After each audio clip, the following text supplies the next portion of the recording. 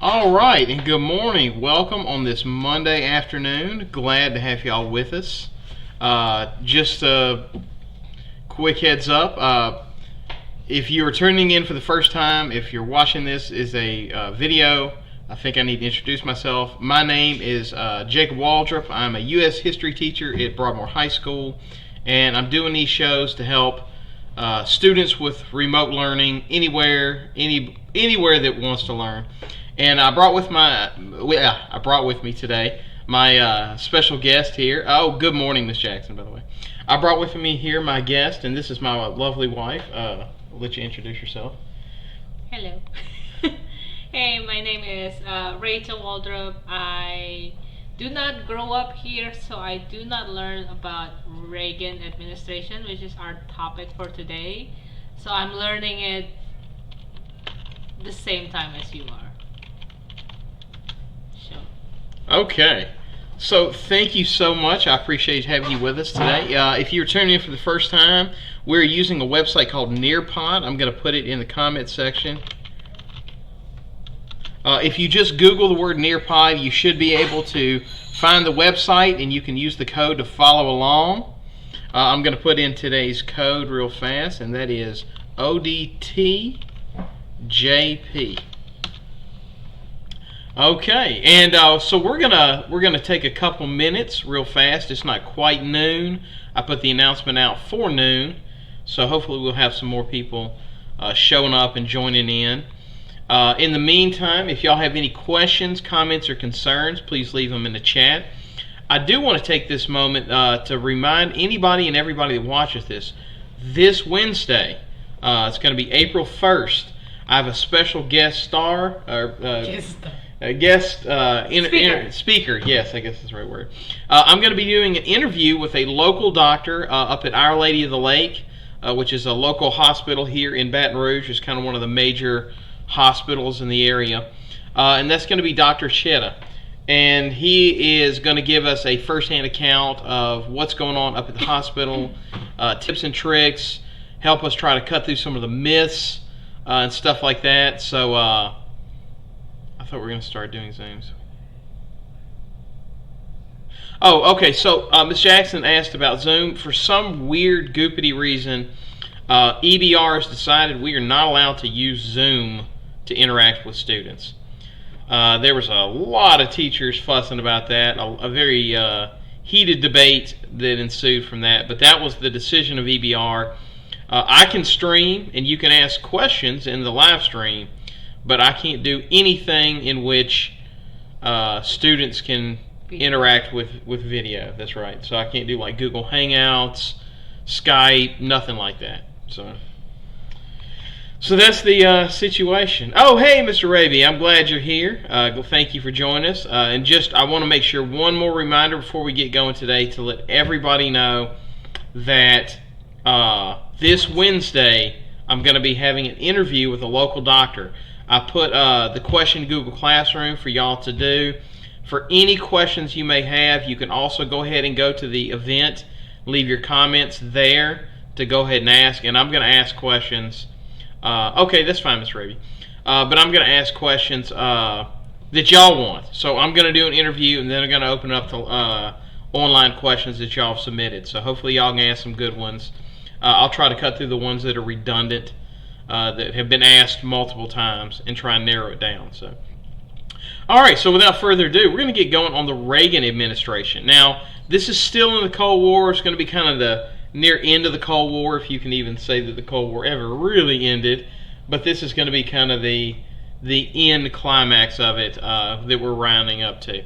And it's going to start with the Ronald Reagan administration. Okay, so who was Ronald Reagan? Well, leading up to his run for president, Ronald Reagan was a Hollywood actor. I know that. He was a 6-time head of the Screen Actors Guild, or SAG.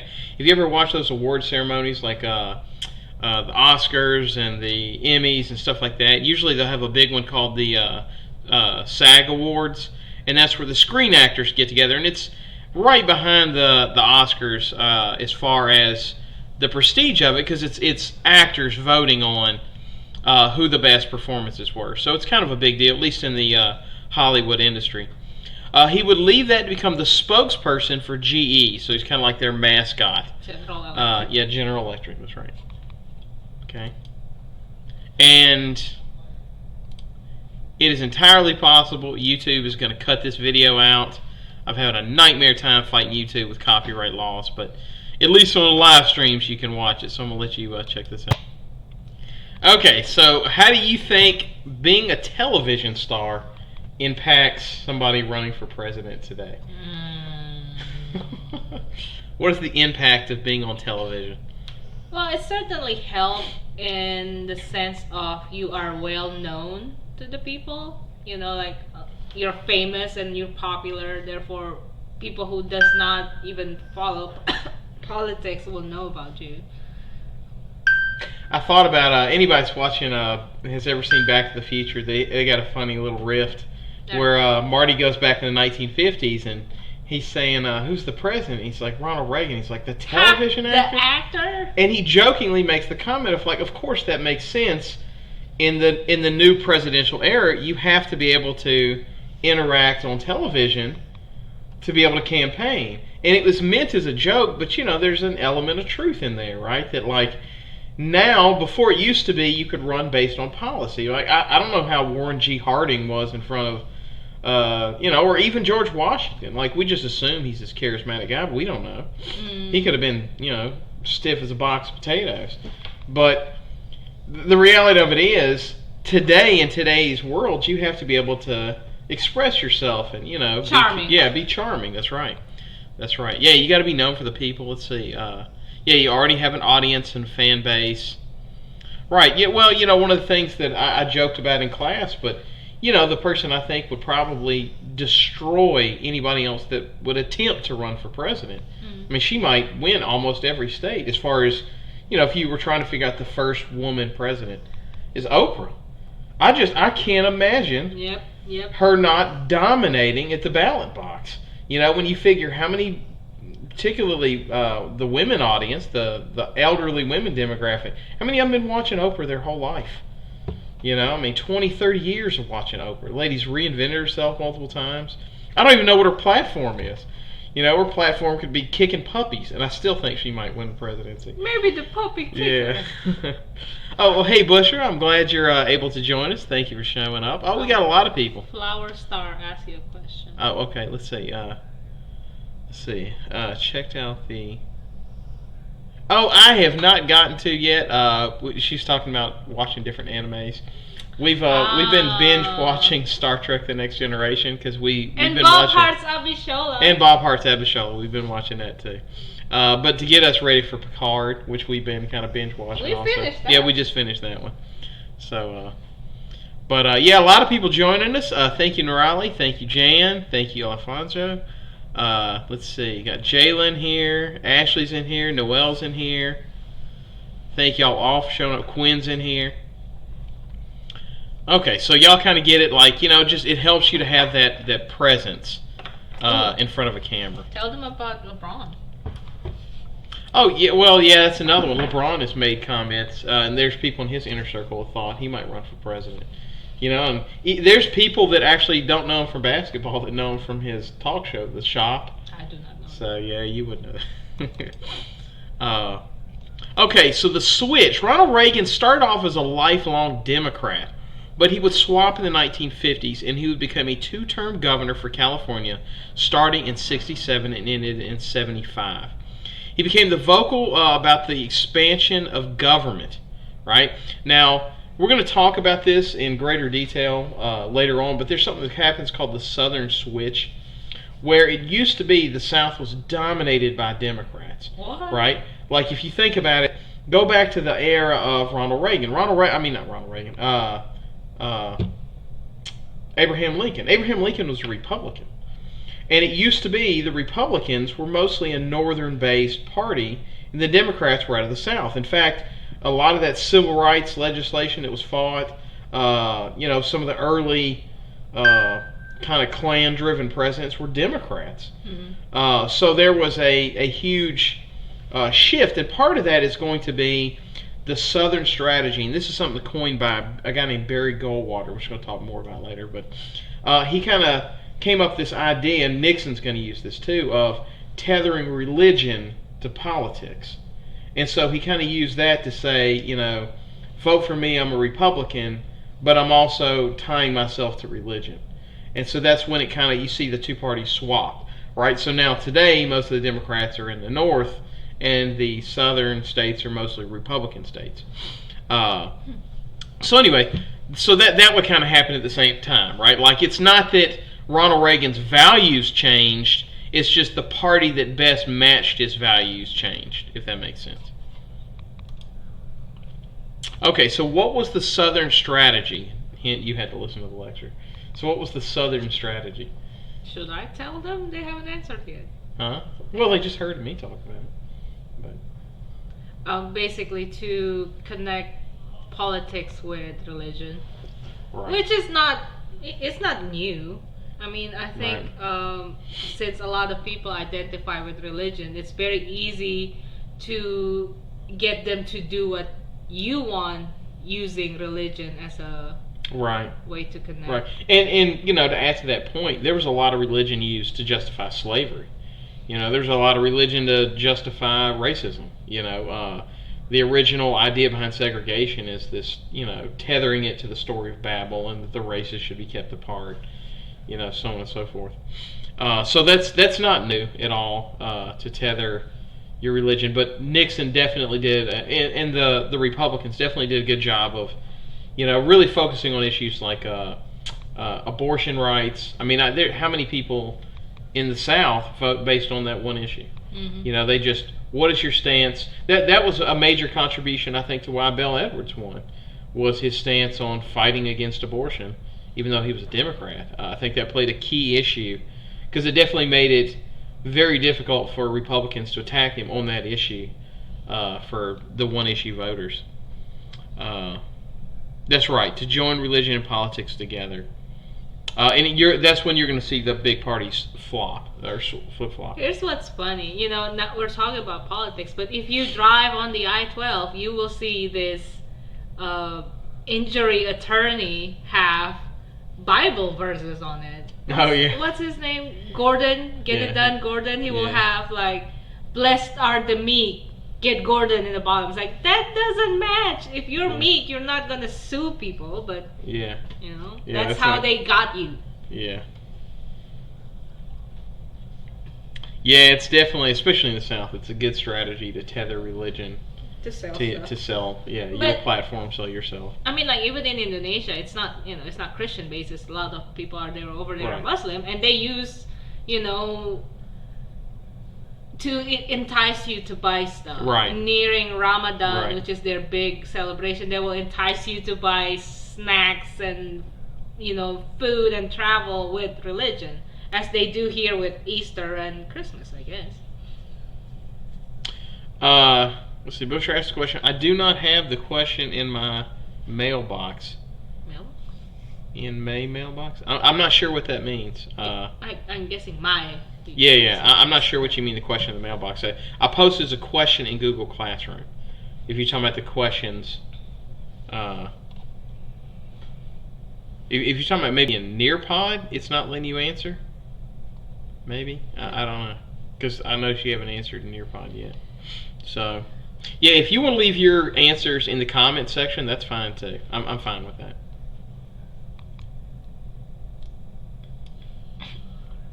Okay.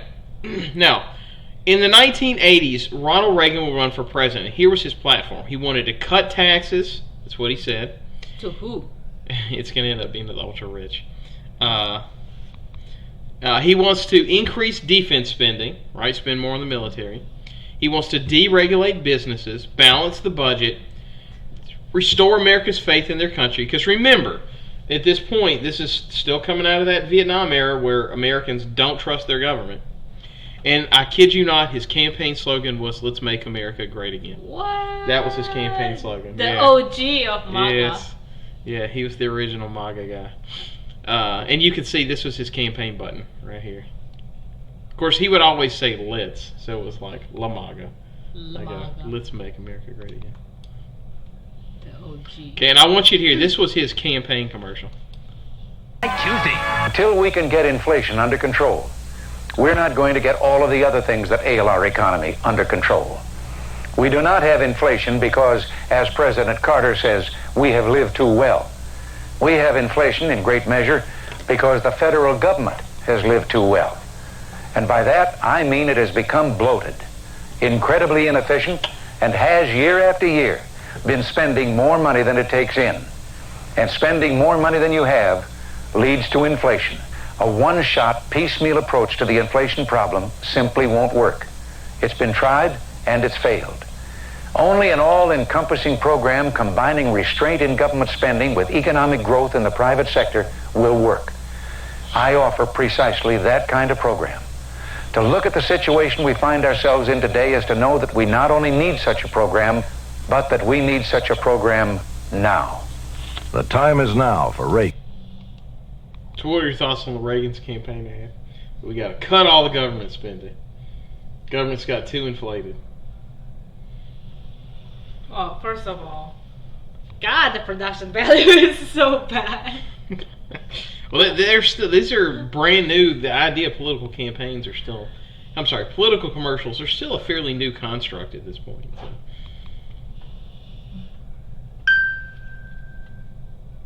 So. Okay. So, isn't for inflation, it's not only depend on the government? Doesn't it also depends on like the whole world, like other economies? Yeah, and this is, I'm going to try to stay as apolitical as possible, but one of the things we have learned, the thing you always hear about, we can't have wages go up because wages going up is going to cause inflation, right? And there is some truth to that when wages go up, inflation happens. The dilemma we run into is, even when wages don't go up, inflation still happens, right? Inflation seems to be just a constant. It's happening almost every single place. For inflation to start going down, you have to have catastrophic events. A good example is we see the prices of gases going down during a pandemic. So here was my understanding before all this is, let's say we measure it with gas prices. Right. Because the gas prices is getting higher, therefore other things getting higher, therefore Right. we have inflation. Right. But in Indonesia, every January to February, the government will have a discussion of how much is the inflation is, and they will say the inflation this year is, let's say, 5%. And then they will tell the bank that, okay, it's 5% inflation, everybody, and then your company that you work for will increase your wage 5%. Wow, that's incredible. I've never even heard of that until you told me that. That's genius. Yeah, in fact, if that had happened in America since its inception, minimum wage I think would be like $23.50 an hour.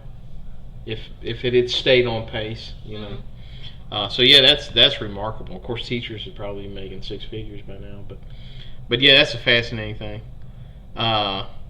Let's see people's thoughts. Good campaign speech. I wouldn't be a citizen to vote for him, but it was a good campaign ad. Wouldn't vote for him. Convinces people to vote for him. Actually said she would vote for him. Flawless, and people should vote for him. It's similar to Trump's. Okay, so let's get going. Okay, so he called for a return to spiritual values. He wanted to add a constitutional amendment to ban abortion, and he wanted to add a constitutional amendment to allow organized prayer in public schools.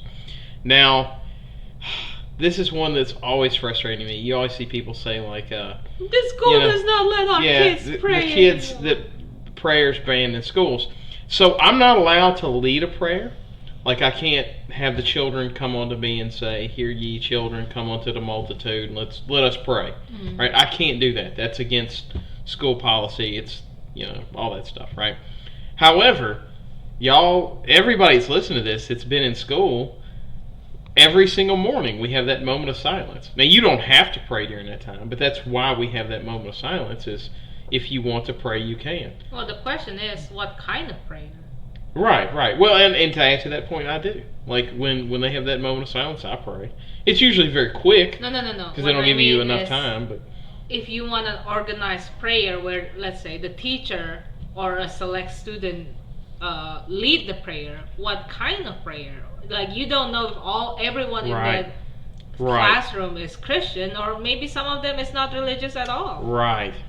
You know, and you know, I'll tell you this: students are welcome to have prayer groups. In fact, where I went to school, they had all these organizations and clubs where they'd get together after school. I went to Catholic school. There was one that there was a club that all they did was meet every morning, and it was called Pray at the Pole, and they just meet every morning at the flagpole and pray over the school that day. Oh. You know, so there's like, you know, if you're Islamic, you have to pray 5 times a day, so they can't restrict your access to being able to do that. So, anyways.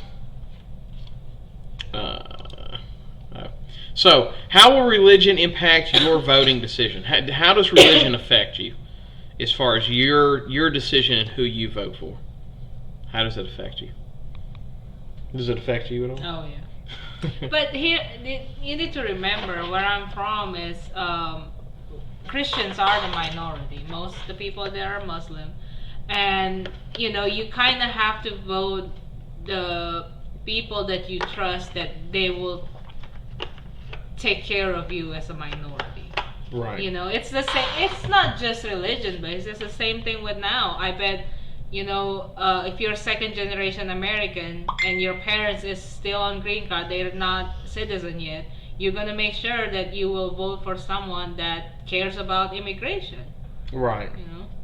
Well, you know, it's funny too, because I've had people ask me, like, you know, how can you support Muslim rights, you know, growing up in a country in which you were the minority stuff. And one of the things I think is always fascinating is that mentality of, you know, why would you support Muslim rights when you were a Christian and faced oppression as a Christian in a Muslim country?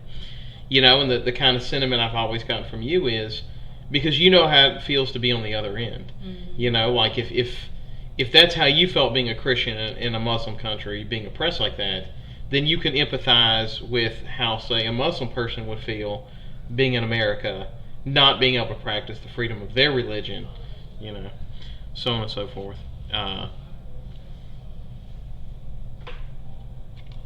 Let's see. Abortion is one for somebody. No, she said it wouldn't work for her. Oh, it wouldn't work for her. Okay, yeah. It wouldn't affect me unless they were Satanists. Yeah, I think that would probably be where I draw the line. Have values, how to go. So, this may surprise some of y'all. I think it does affect me. I think it affects me quite a bit, but it affects me more the principles, you know, than somebody proclaiming their faith. You know, it's real easy to say, I have fill in the blank faith, and then just do whatever you want. Yep. For me, it's more the values, you know, like for me personally, and I'm not telling anybody, you follow whatever faith you see fit, right? And I will fight for you to do so. But for me personally, it's the attitude of, you know, loving thy neighbor, right? That's a huge key thing to me. You know, this kind of pandemic shows me that we're only as safe as the people we take care of the least. You know. What did Jesus say? The thing that you do for the least of you is the thing you do for me. Correct. So, you know, and I kind of harken back to that parable, the Good Samaritan, you know, that how you should treat people, even if you don't have the same ideal values, same belief system as them, is you just take care of one another. And, you know, for me, that is my kind of guiding principle, is what kind of politician do I feel like in their heart wants to take care of the least among us, the people that are persecuted, that are minorities, that, you know, so on and so forth. Being a middle-class white man. Yes, yeah, that is a factor. All right, let's go. Okay, so Reagan focuses heavily on what he would call, or what we call in economy terms, supply-side economics. And his version of it he would call Reaganomics. It would focus on cutting taxes and deregulating businesses. It was his belief that if the wealthy, like the Walmarts and stuff like that, if they are given tax breaks, then they will give their tax breaks eventually, and he coins this phrase, trickle-down economics.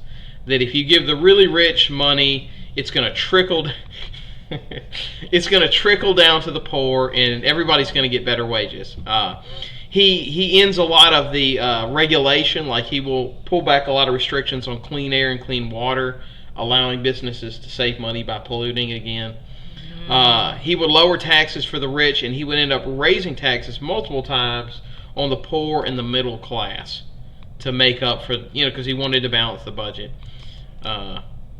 So what's your opinion on Reaganomics, the idea that if you give if you give Walmart a tax break, they're going to give all their employees more money, and it's going to trickle down? Well, it didn't happen, first of all. Yeah, it does not seem like it has happened, that's for sure.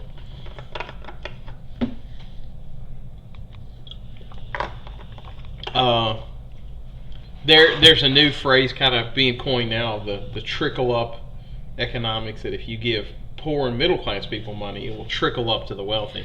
Well, that's what they did with, not exactly the same, but Ford, he gave his employees off on weekends, so they will use the money to buy stuff. Right. Is that like trickle up? No. Yeah, I mean, well, here's a good example. When everybody is going to get this $1,200 check, I would imagine the vast majority of people, not all of them, some people are rich and it's just going to go away in the bank. But for the overwhelming majority, myself included, we got to spend that money. Mm-hmm. We got groceries, we got bills. We're going to spend it. Mm-hmm. So there's definitely an element of that. Yeah, because when you have millions of dollars, when you get additional $1 million, you will not spend $1 million. And Raby puts a great point in there, and it's one that I want to kind of compliment him on. Is, it does sound like a good idea, right? Like, if corporations did the right thing in an ideal world, you don't want the government coming in and forcing people to give people raises. You want the businesses rewarding the workers that worked hard and being able to pick and choose, like, so-and-so worked really hard, let me give them a raise. And it's basically saying, like, we're going to take the money that we were going to take from your company in taxes and let you keep it to give your workers raises. Mm-hmm. It sounds great, right? The idea behind it is fantastic. Allowing corporations to do right by their employees and give them raises. Mm-hmm. The problem we've seen is far too many corporations, like Walmart, right? If they do right by their employees and Target doesn't, then Target can make their prices cheaper, and they'll run Walmart out of business. So it creates this like dog-eat-dog world of you can't do right by your employees, because if you do, your competitors won't, and they'll have an unfair competitive advantage. Okay. Next thing he does is he will start cutting what we call social safety nets. These are things that were implemented during the Great Depression. How is this guy? Hey, he was very beloved. So he wanted to cut welfare programs, and I'll tell you, he's not the only one. There's a lot that want to do it today. He's going to, and again, these came up with under the Great Depression. He's going to begin to cut programs like food stamps. He's going to put a lot of restrictions on how you can qualify, how much you can get. He's going to start fighting against low-income housing. He wants to reduce school lunch programs. He cuts education, and he begins shifting all the power back to the states. And at least in his mentality of, some of that stuff he thinks isn't bad, it's just he thinks that should be handled at the state level, not the federal level. Like if your state wants to create a welfare program, like say food stamps, that's fine. Your state can do that. But the federal government shouldn't be telling states what to do. And I want you to think about this. In a sense, I kind of get what he's coming from, right? In that there is, the way the Constitution reads is supposed to be that what powers the federal government is not expressly given belong to the state, right? So I think his idea would be the federal government doesn't pay for education, your state pays for education or funds education. Mm-hmm. Your federal government doesn't pay for welfare like lunch. And let me add to this, I'm playing a little bit of the devil's advocate. But let me add to this. In the state of Alabama, they have a program called All Kids. And you got to qualify for it. It's like a low-income insurance for children. Mm-hmm. You pay $52 a year Or at least you did when I was on it. When I was in college, I qualified for it. A buck a week. Yeah. So you pay $52 a year, and let me tell you, it was the best insurance I've ever seen in my life. We paid no copays, no out-of-pocket, no nothing. We just went up, we filled out the form, showed them the all kids thing, and we saw any doctor we wanted, complete and total health care for the kids. It was like a dream come true. I mean, it was fantastic. Do they still have it now? Yeah, they still got it. Yeah, if you're in Alabama and your kids make, well, I'm about 90% sure they still have it. I think they do. But let me tell you, our experience with it was fantastic. I mean, it was like actual health care for children. You know, where it was, to me, it was kind of the example of how universal health care could work. You know, because it was so easy, so seamless. You know, it was fantastic. It was kind of a pain in the butt getting on it, but once you got on it, it was fabulous.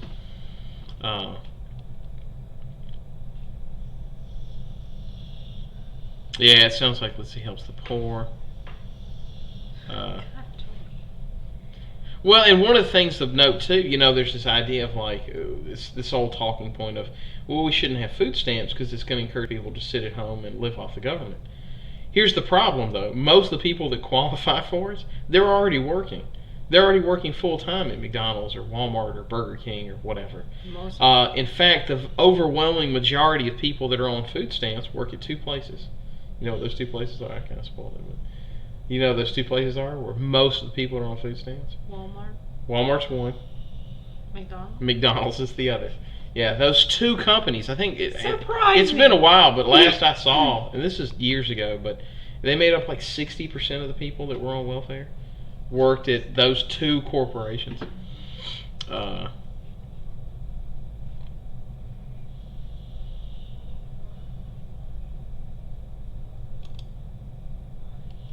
Okay, so Reagan would authorize the largest military buildup in U.S. history. And this was to keep up. This is when we really start grinding the gears of the war machine, so to speak. He would deploy medium-range nuclear missiles in 5 NATO countries to put us in striking distance to quickly nuke Russia if we needed to. And this would massively increase the national debt. This is where it really starts getting just ginormous. In fact, you know, it's going to set the stage for why it's so hard for us to balance the budget now, because of all this military spending. But I want you to hear his speech for him. Let us be aware that while they preach the supremacy of the state, he's talking about the Soviet Union, declare its omnipotence over individual man, and predict its eventual domination of all peoples on the earth, they are the focus of evil in the modern world. It was C.S. Lewis who, in his unforgettable Screwtape letters, wrote, "The greatest evil is not done now in those sordid dens of crime that Dickens loved to paint. It is not even done in concentration camps and labor camps. In those we see its final result. But it is conceived and ordered, moved, seconded, carried, and minuted in clear, carpeted, warmed, and well-lighted offices by quiet men with white collars and cut fingernails and smooth-shaven cheeks who do not need to raise their voice." Well, because these quiet men do not raise their voices, because they sometimes speak in soothing tones of brotherhood and peace, because like other dictators before them, they're always making their final territorial demand, some would have us accept them at their word and accommodate ourselves to their aggressive impulses. But if history teaches anything, it teaches that simple-minded appeasement or wishful thinking about our adversaries is folly. It means the betrayal of our past, the squandering of our freedom. So I urge you to speak out against those who would place the United States in a position of military and moral inferiority. You know, I've always believed that old Screwtape reserved his best efforts for those of you in the church. So in your discussions of the nuclear freeze proposals, I urge you to beware the temptation of pride, the temptation of blithely declaring yourselves above it all and label both sides equally at fault, to ignore the facts of history and the aggressive impulses of an evil empire, to simply call the arms race a giant misunderstanding, and thereby remove yourself from the struggle between right and wrong and good and evil. Okay, so what are your thoughts on the evil empire speech? I got bored.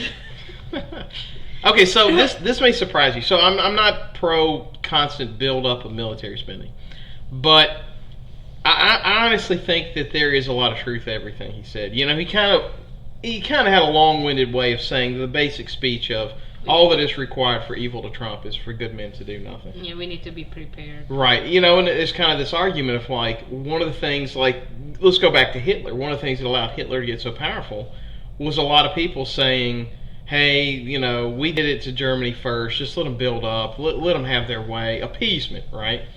You know, and that's what allowed evil to triumph. You know, if we'd kind of stepped on Germany in the beginning, then Hitler never gets to rise to power. I mean, you know, they had no military, they had no infrastructure, you know, and that's kind of his argument. Now, I would say it's taking it a step too far, personally, me, building up this giant arms race to be able to nuke the planet, but you at least understand the argument of, you know, if somebody says, well, what the Russians are doing, for example, in East Berlin, is terrible, right? The way they're treating East Germany, it's horrible, those people. You would hear a lot of Americans say, well, you know, we treated so-and-so place worse, right? And there are examples of where America's done some horrible things, right? Native Americans, Trail of Tears, slavery, Japanese internment, on and on and on and on, right?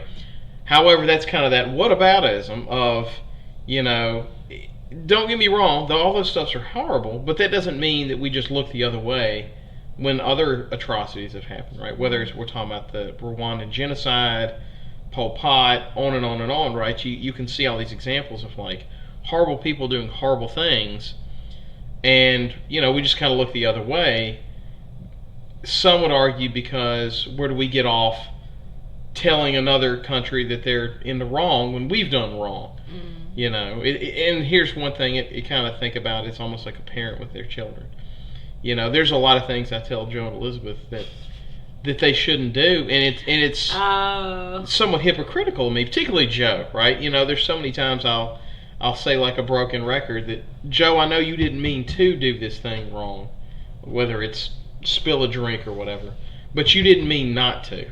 You didn't put any forethought into making sure this accident didn't happen. And as I say that, it's a different way than the way my parents yelled at me, but shoot, I was just like Joe. You know, there were so many times I did absent-minded things because I wasn't thinking about spilling the drink or whatever it was. You know, and it irks me, but the reason I feel like I can tell him this because I don't want him to, I want him to be better than me. Exactly. You know? Yeah. So. But the thing of note is he quoted C.S. Lewis trying to get to his fan base of Christians. Right, and for those that don't know, it's a great book. I highly recommend it. But C.S. Lewis's Screwtape Letters is basically a story about a demon named Screwtape, who he realizes he can't convince people to be evil. So what he does is he just convinces good people to do nothing. You know, like to just allow evil to do what it does. You know, and it's kind of, that's why he kind of brought that up. Yeah, okay, Raby has a great point. You could see why people would cling to him. Look, at the end of the day, I think Reagan was a good person. I think in his heart he was a really good human. He really wanted to stand up to evil.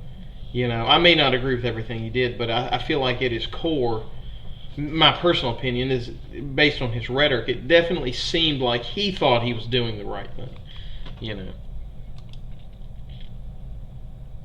Okay, so the next kind of issue he's going to face is something called Star Wars. And I know immediately you hear this and you think, dun, dun, dun, dun, dun, dun. Yeah, that's Star Wars, right? He named a program off of the movie, right? So he would try to build up our defensive ability as well as our offensive ability, right? So he would spend $800 billion on a program he called Star Wars. Now, the goal of this, and I kind of put this visual representation, is we're going to build these special satellites where we could shoot lasers and bounce them off these reflective surfaces and shoot down missiles. Okay, so the satellite would pick up the trajectory of the missiles, and we would shoot a laser off of these special satellites with mirrors that would bounce it off another mirror, and it would shoot down the Russian missiles, right? Now, as crazy as that sounds, to shooting lasers at missiles, it should be of note that in 2020, 40 years later, we have nowhere near that level of technology. Like, we can't do that today with lasers, and it's just, the amount of energy it would take is just unbelievable, and you couldn't bounce it off mirrors that way. Did he actually spend 800 billion? Yeah, trying to create these So he super lasers. used 800 billion to create this Super nothingness because it Yeah. doesn't do anything. Yeah. And yet he taken it away from EBT and schools. Yeah. And Yeah, he takes away all the social safety nets and then spends almost $1 trillion building space lasers that don't work, by the way, and they still don't work today. So, okay, so which, by the way, let me tell you this: if they did work, it'd be a great invention, right? You wouldn't even need military spending. You just, if they shoot missiles at you, you shoot it down with your space lasers. If it worked, but anyways, a little bit too much in too many space movies. Okay, so the next events I want to talk about is something called Charley Wilson's War. Now, this is a fantastic movie with Tom Hanks in it. Yeah, we'll maybe watch it today. It's such a good movie. But anyway, so in 1980, a congressman by the name of Charley Wilson would work with the CIA to come up with a plan. Now, his plan was like, look, rather than fighting the Soviet Union, we saw how much money and effort and stuff we wasted fighting in Vietnam. Let's see if we can get Russia to get stuck doing the same thing, right? So under Reagan, he would spend $500 million funding and training these Afghani rebels that he called freedom fighters, right? And they would use guerrilla warfare against the Soviet Union that occupied the nation, right? Because they wanted the oil and the resources of the region. Now, it would be a key in the fall of the Soviet Union. So the Soviet Union is going to collapse. And many people agree, myself included, that they fell in large because they got stuck in an endless war in Afghanistan fighting these freedom fighters that we were funding, right? We were giving them money and training and stuff like that. However, those freedom fighters would go on to become the Taliban and Al-Qaeda. Yeah, it's the same one, right? So the same guys that we trained to take down Russia would eventually turn it around and go after us, right? That's crazy. Now, I wanted to show this video clip, but there is no way that thing ain't going to get popped, right? There's no way. So I don't want this video getting removed. So I'm just going to read it because it's a really awesome line from the movie, right? So they have this line where the CIA agent is talking to Charley Wilson, and they're having this big, huge party. They're celebrating, hey, we did this thing, and it's going to bring down the Soviet Union. What a success, right? And the guy goes out and he says, he tells the story of the Zen Master. And he's like, no, I've never heard this story before. So the guy says, there was a little boy on his 14th birthday, and he got a horse. And everybody in the village said, oh, how wonderful. The boy got a horse. And the Zen Master says, we'll see. 2 years later, the boy falls off his horse and breaks his leg. And everybody in the village says, oh, how terrible. And the Zen Master says, we'll see. Then a war breaks out, and all the young men have to go off to fight, except the boy, because his legs are messed up. And everybody in the village says, oh, how wonderful. And the Zen Master says, we'll see.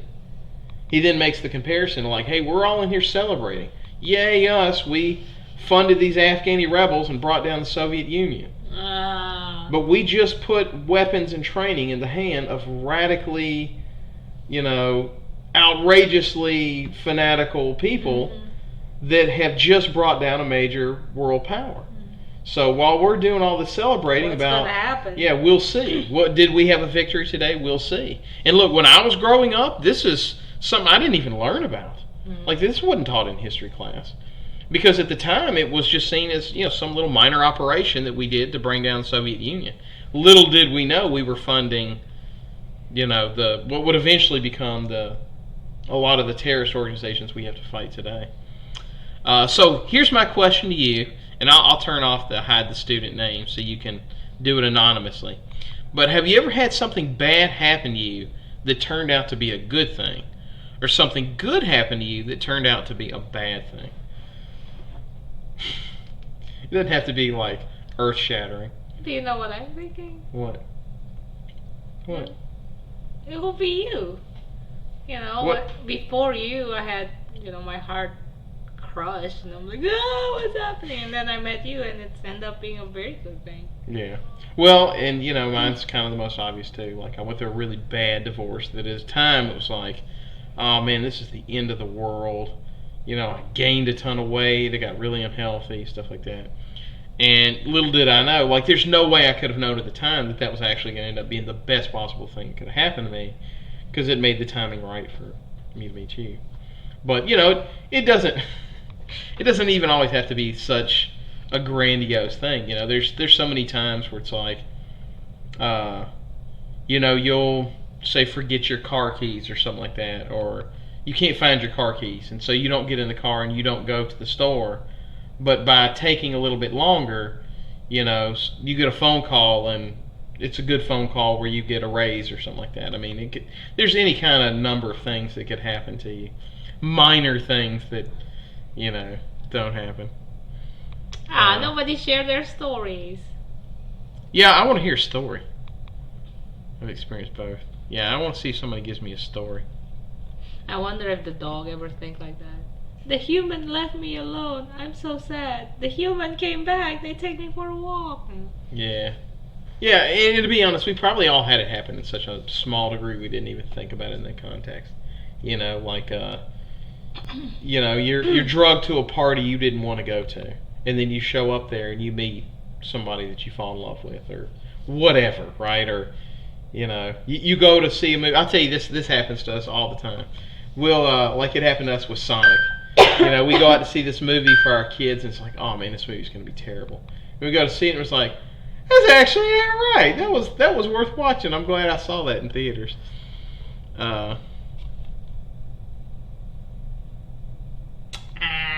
No stories. Oh well. Let's see if somebody gives a story. But it would be like something. Oh, there's one.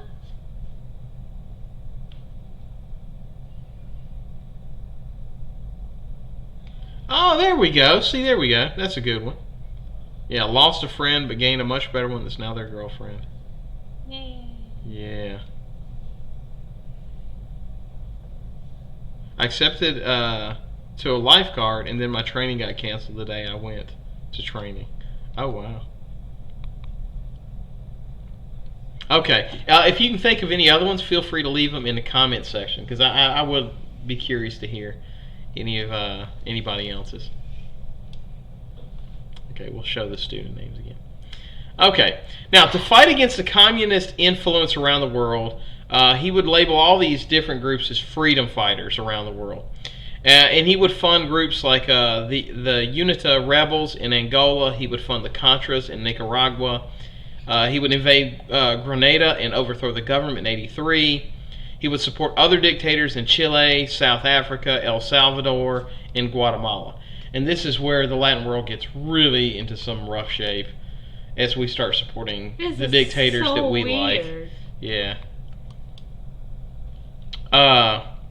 So the question I kind of ask is, how do you think the Latin world would be without influence? And, one of the examples I always kind of go to is Guatemala, right? They had this great guy, Arbenz, who's running Guatemala, and we kind of go in there and overthrow their government and put in this puppet governor who will help the United Fruit Company sell us bananas.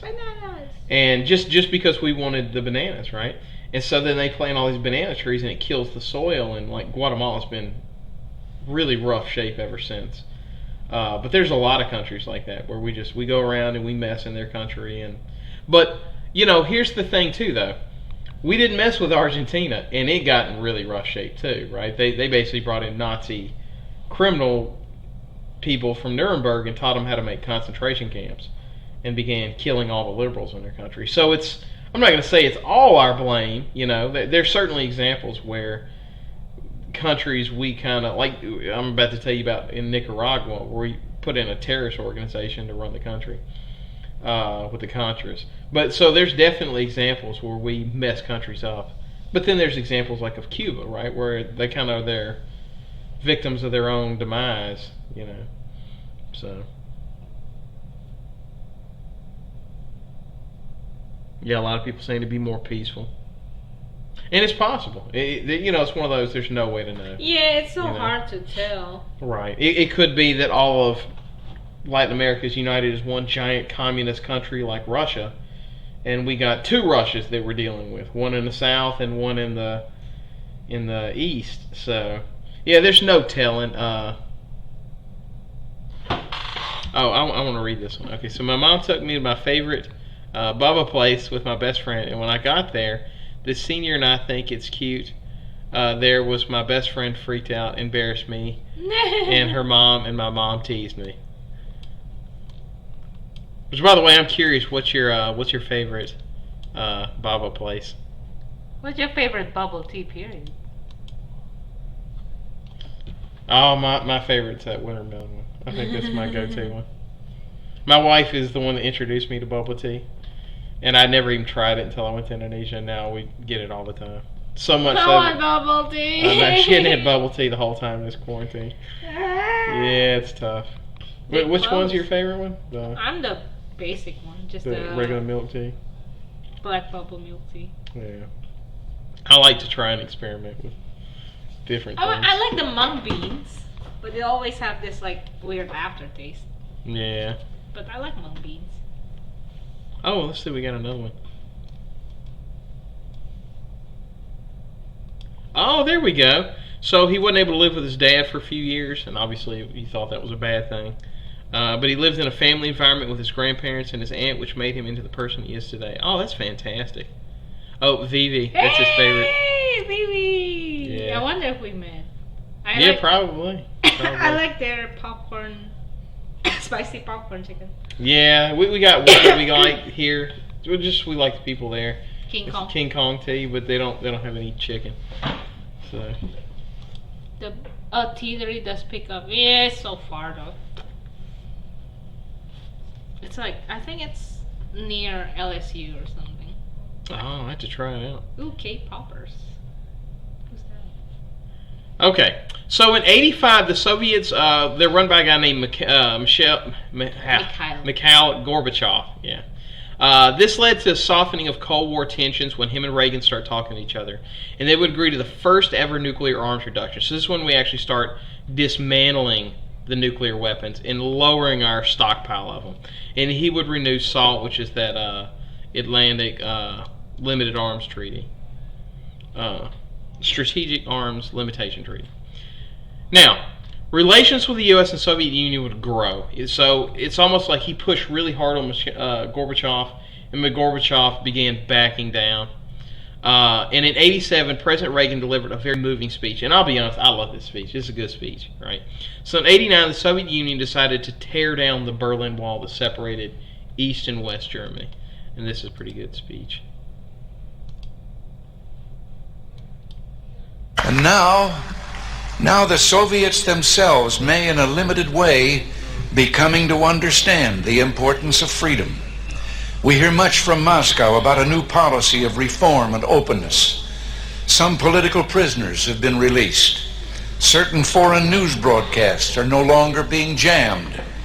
Some economic enterprises have been permitted to operate with greater freedom from state control. Are these the beginnings of profound changes in the Soviet state, or are they token gestures intended to raise false hopes in the West or to strengthen the Soviet system without changing it? We welcome change and openness, for we believe that freedom and security go together, that the advance of human liberty can only strengthen the cause of world peace. There is one sign the Soviets can make that would be unmistakable, that would advance dramatically the cause of freedom and peace. General Secretary Gorbachev, if you seek peace, if you seek prosperity for the Soviet Union and Eastern Europe, if you seek liberalization, come here to this gate. Mr. Gorbachev, open this gate.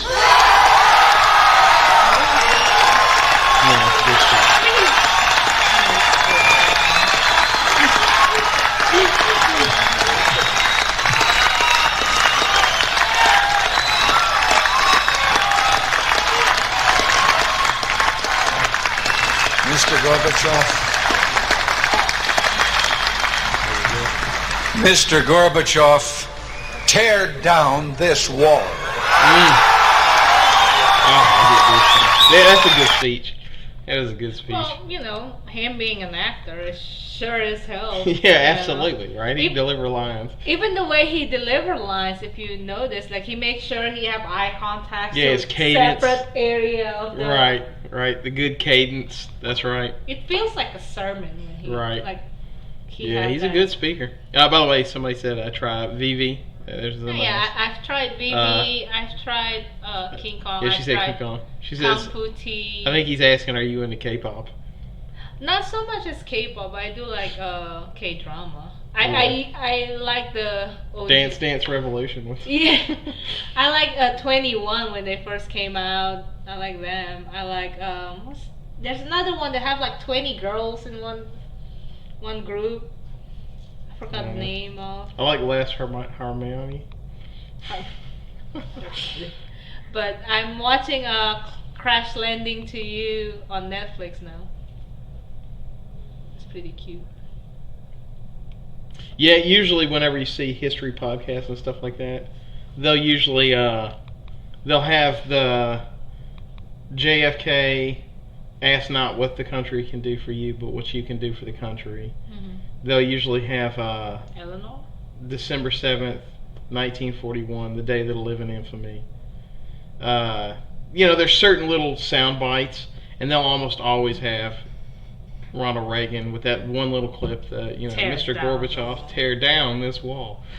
Oh. Now it's like, let me stop myself. Oh, he asked about it's Girls' Generation. Yeah. G. Descendants of the Sun. No, I haven't watched that yet. It's very hard to watch it here because I have to have the subtitle on, and then it's so hard to watch it while doing something. And one of the things I kind of do give Reagan credit for is he did break down a lot of that tension with the Soviet Union.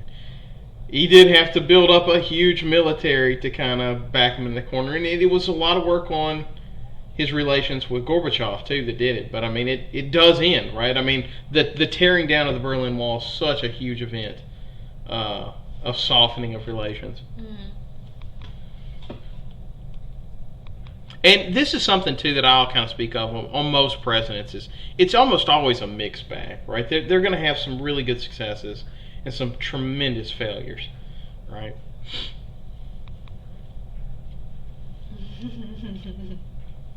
She said you can watch on Hulu. Yeah, let me finish the Crash Landing first, and then I'll watch that. I like Secret Garden. That's one of my favorites. Okay, so the day after he is sworn in, remember the Iranian embassy workers and all that stuff that happened with Argo, right? We talked about that. Then in 1983, a suicide bomber detonated a van packed with explosives outside the U.S. Embassy in Beirut, Lebanon, killing 17 Americans and killing 46 others. That's supposed to be 6. I don't know why it's IX. 6 months later, a suicide bomber drove an explosive-laden truck into U.S. Marines barrack in Beirut, killing 242 U.S. Marines stationed there. God. So you can see the building.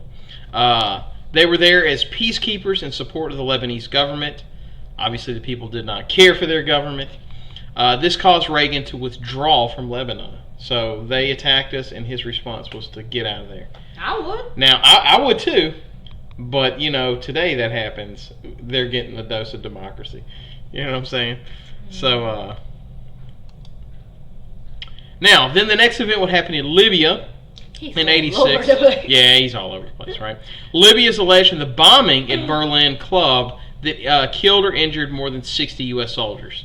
So Reagan decided, I've had enough of Libya, and he begins bombing them into the ground.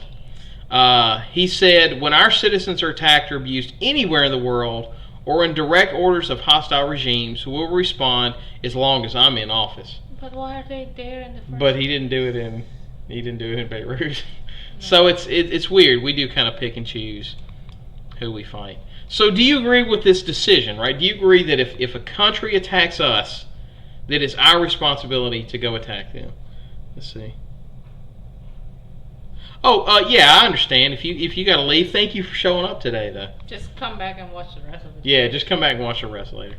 Hi. So thank you for showing up, Miss Jackson. And if you're leaving, don't go into a crowd, please.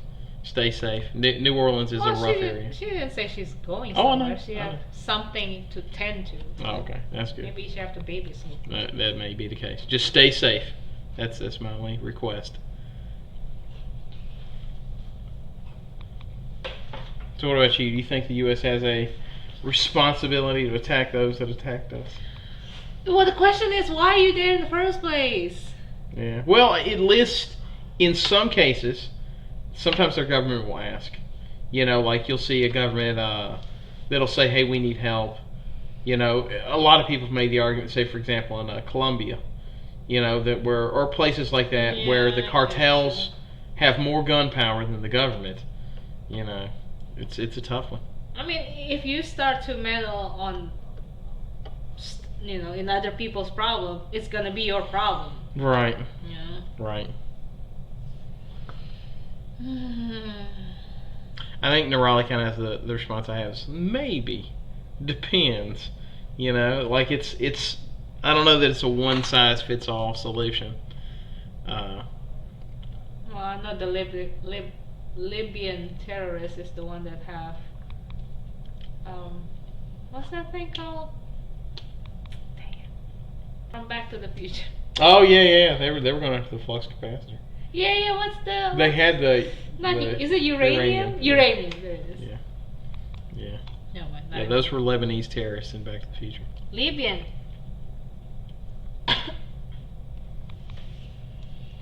All right, let's move on.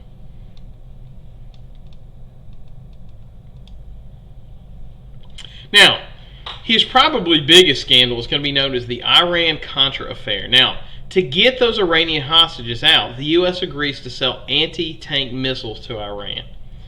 Reagan then used that money to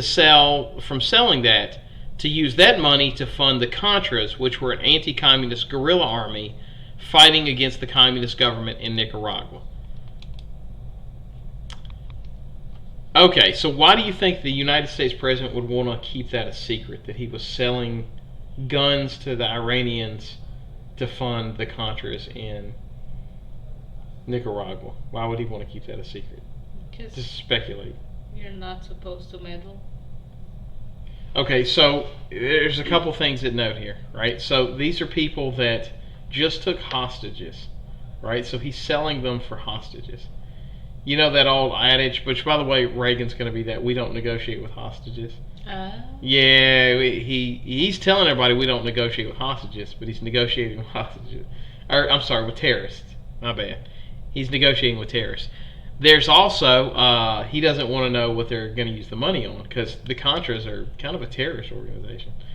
So I feel like he's in too many people's businesses, and he's like in too deep in so many different not terrorists, what do you call freedom fighters or whatever that is. It costs him now, it bite him in the right. And I want to talk on what Kaylin just said, because that's a good point. There's no way the American people would be okay with that. Him negotiating to sell this new fundamental Islamic terrorist regime type country, right? Iran's kind of a really rough, theocratically run country, selling them weapons to use to fund other terrorists somewhere else. Yeah, it'd been tough. Did he go two times or just one time as president? He'll win twice. Yeah, he'll win once in 1980 and again in '83. Part of that though is his opponent was terrible. Who's his? Dukakis. He's not a good candidate. I think it was Dukakis. I think it's the name of the guy. The guy that ran against him, he was overmatched. He, part of that's campaigning. Well, it's like he is an actor. It's like George Bush versus Al Gore.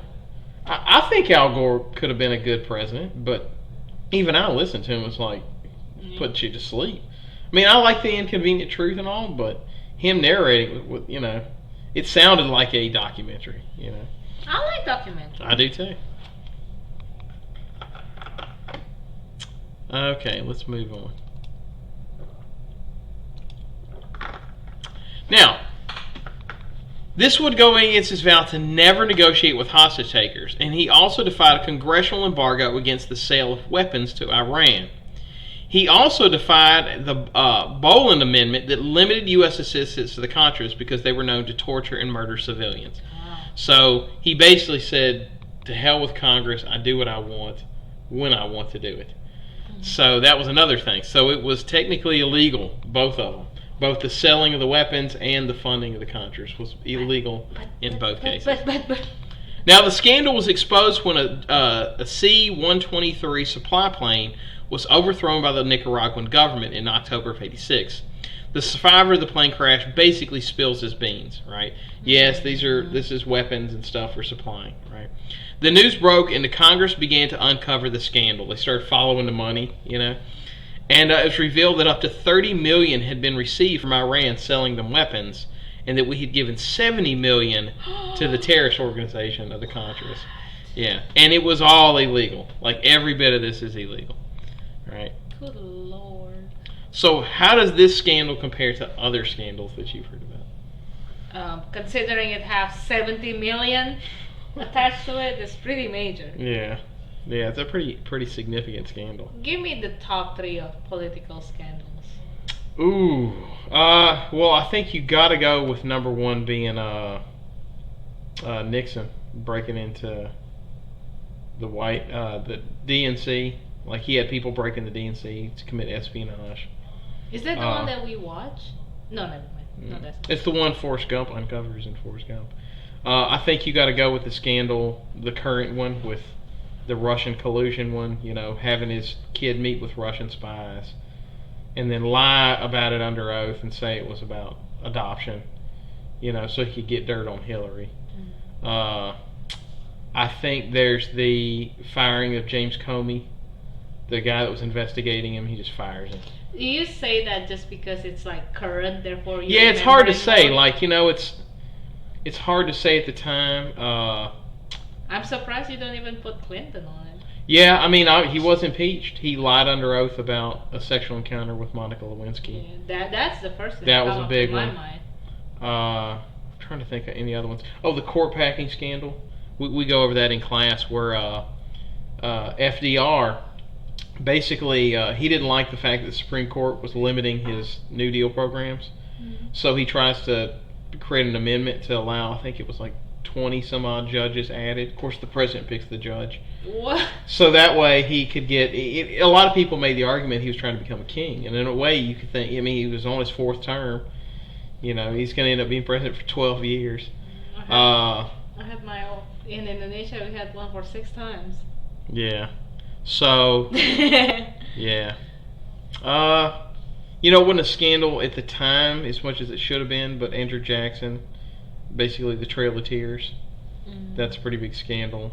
Japanese internment under FDR, that was a pretty big scandal. I feel like I'm opening a water game. Yeah. And you're just like. Yeah. It wasn't known to the degree we knew at the time, but I think JFK cheating on his wife with Marilyn Monroe. What? I didn't know that. Yeah. Marilyn Monroe, poor thing. Yeah.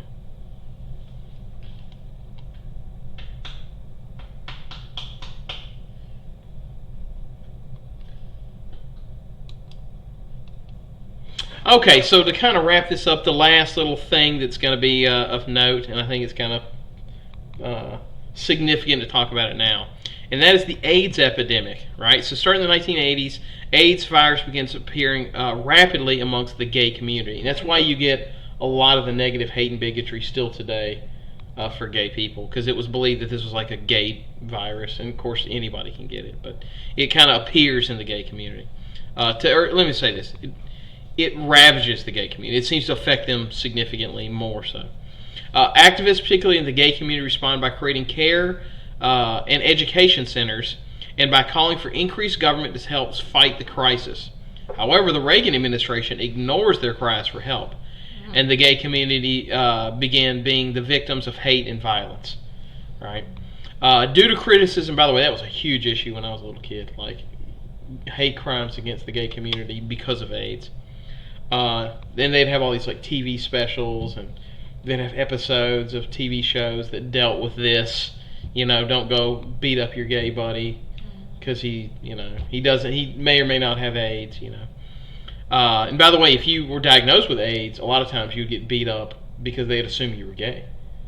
Even if you weren't gay, like if you just got AIDS, whatever. Now, due to criticism over silence and immense public pressure, finally Reagan is pressured into funding research and education to help fight AIDS. Why do I say this? Because a lot of people say that one of the major reasons that AIDS spread so much is this mythology that you have to be gay. And you don't have to be. You can have heterosexual sex and still spread AIDS. But because that's a stigma, a lot of people are not practicing safe sex. There's a lot of people who didn't realize you can also get it from using needles, right? Mm-hmm. So because the good information wasn't getting out there, it begins to spread rapidly. And we're not, at the time, teaching safe sex in school, so a lot of kids aren't practicing safe sex, and so it hits a lot of teenagers too. And so why I say that? Well, it's kind of an example of where a president ignores a virus and it gets out of hand. So, so that's an issue. So my kind of question is, what do you know about AIDS? Like, what are some things you know about it? What do you know about it? I mean, you got a medical degree. Like you're asking me. Yeah. Well, let me see.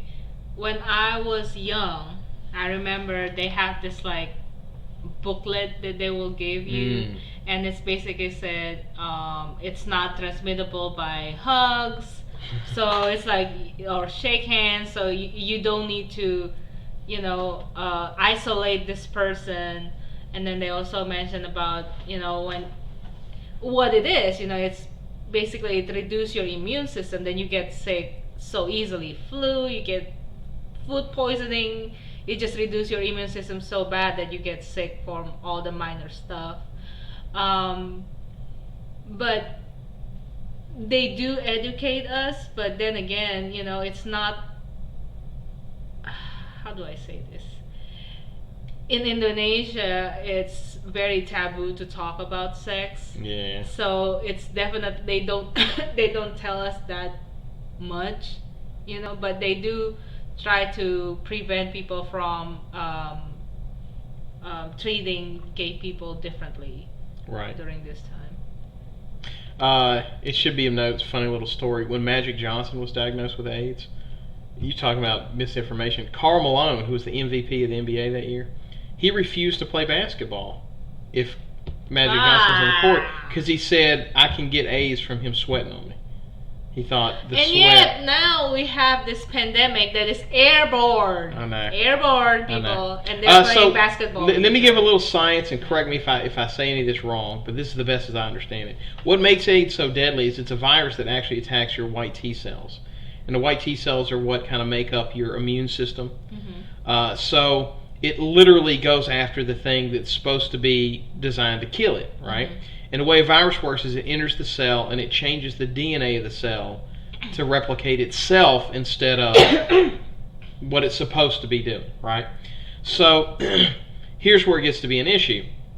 As your immune system starts being compromised, as your white T cells start to die, the other remaining white T cells will pick up the slack.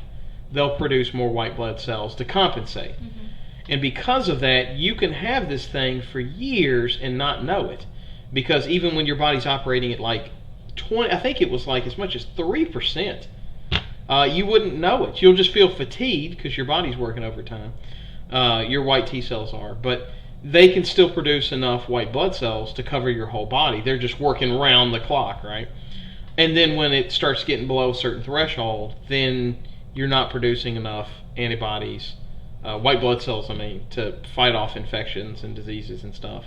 And it's not the virus itself that kills you. It's that the complication. Yeah, it removes your ability to fight off diseases if you get sick from anything. So like most people die of just a common cold. Mm-hmm. Right. Mm-hmm. So. Somebody asked if it's a biological weapon. There's a lot of myth about that, a lot of truth. Maybe the answer is we don't know for sure, but it definitely appears as though this thing is too sophisticated to have been made. It's certainly hard to be a weapon if it's need to be transmitted through exchange of blood. you will think. No, she's talking about COVID-19. Oh. Yeah, I don't think so. It doesn't know. appear as such anyway. So. Okay, and now we're gonna go to a time to climb. What? Yeah, that's the game that they play. Here. I want to play a game. Himalaya. I'm gonna make it teeny weeny. Make this big. We'll do underwater because that's the new one. Okay. What is this? It's kind of like a game. Oh, it's so cute. Yeah. Can I play? Well, yeah, you would have to play from another device. You could, Oh. like on your phone, you can play. Oh, my phone is far away. Should I click start?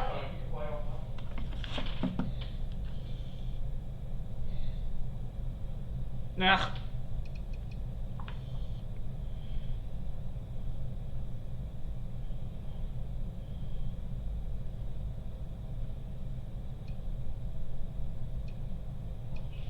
No, cause wait, can I use your account? Yeah, I don't know. I'm sorry, you guys. Let me.